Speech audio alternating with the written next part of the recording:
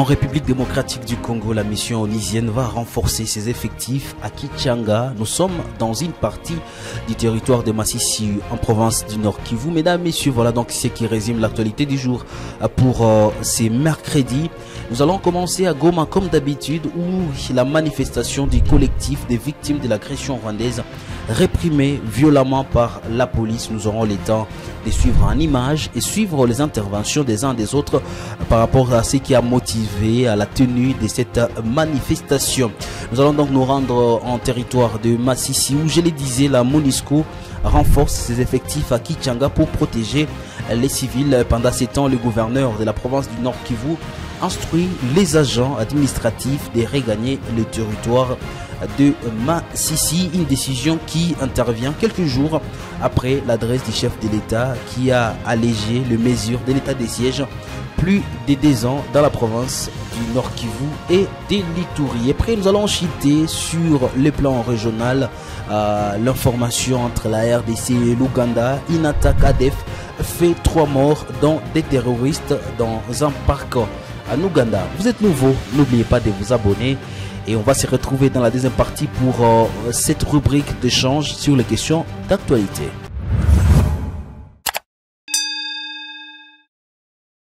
Ouvrons la rubrique l'actualité du jour par la ville de Goma. La manifestation du collectif des victimes de l'agression rwandaise réprimée violemment par la police. Une cinquantaine de manifestants membres du collectif des victimes de l'agression rwandaise ont été dispersés mercredi 18 octobre 2023 à Goma par des tirs à gaz lacrymogène par la police.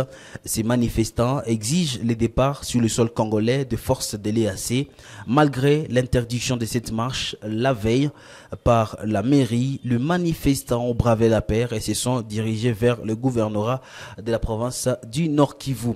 Cette répression a été commentée par certains acteurs en ville de Goma. Ici, je vous propose de suivre Moïse Angui qui condamne avec fermeté ces comportements de la police nationale congolaise.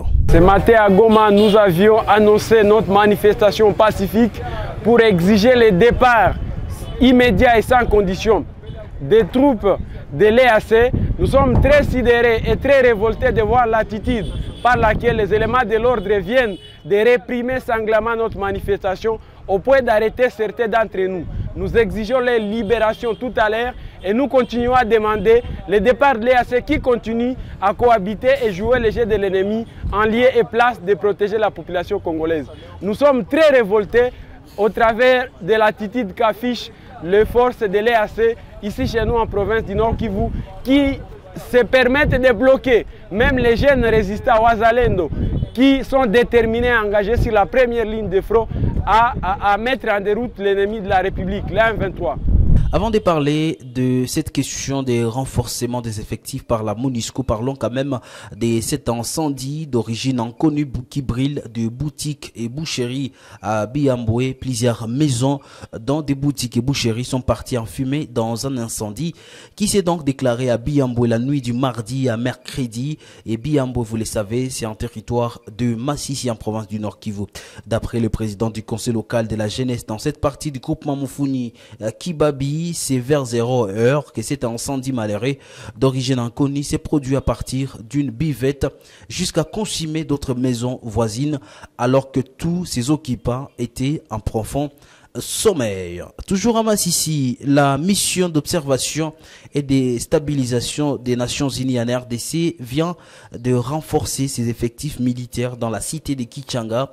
Selon le bureau du porte-parole militaire de cette mission onusienne, cette action vise principalement la protection des civils et il faut le dire, si on revenir sur ce qu'a dit le major Hassan. Celui-ci dit au cours du week-end dernier, de nouveaux combats entre les belligérants ont occasionné un déplacement massif de la population.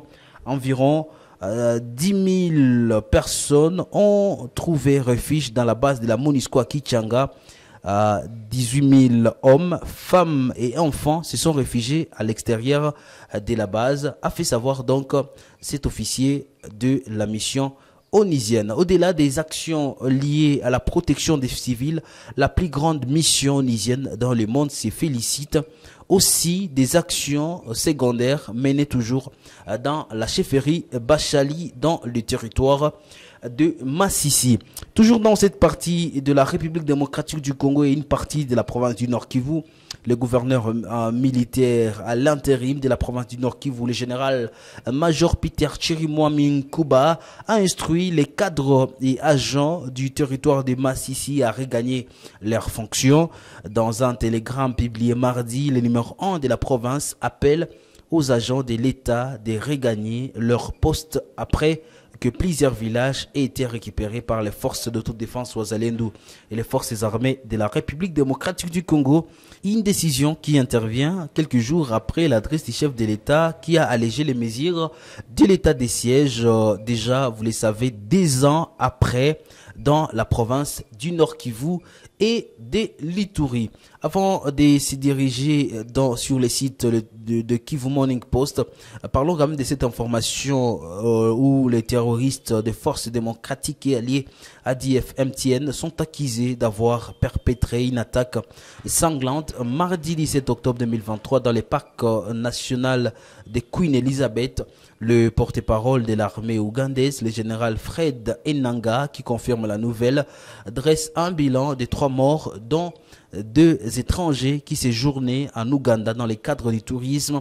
Un citoyen ougandais qui est la 3e victime qui a perdu la vie lors de la même incursion. Je vais me rendre un peu sur le site de Kivu Morning Post pour quand même vous parler d'une autre question qui se passe dans la région de Beni. Une information qui vient donc de tomber de la dernière minute.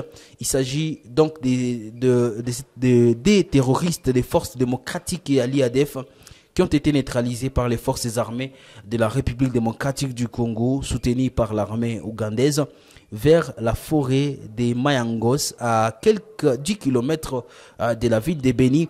Et d'après les informations livrées par Anthony Mwalusha et porte-parole des opérations Sokola en Grand Nord, ces présumés ADF ont été surpris en pleine opération de vol de produits champêtres dans des champs des populations civiles dans la forêt des Mayangos, située au nord de la localité de Vemba. Mesdames, Messieurs, on se rend sur le www.kivumorningpost.cd pour être à la ligne de l'actualité.